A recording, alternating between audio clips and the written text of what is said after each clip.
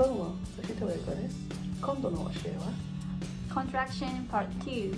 はい。would 何々するだろ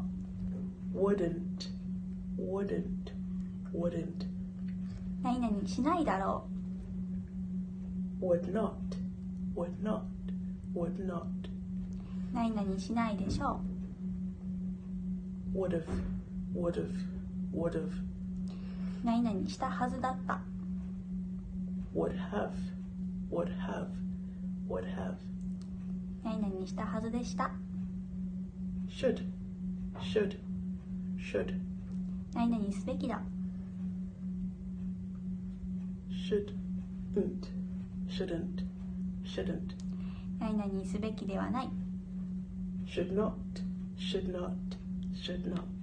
何々すべきではありません should have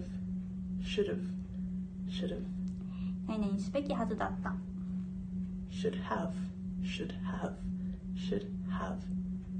同じ意味ですが少し丁寧になります could 何々できた couldn't 何々できなかった could not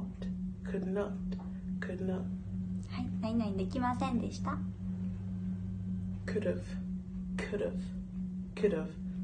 何々できたはずだった could have 何々できたはずでした以上です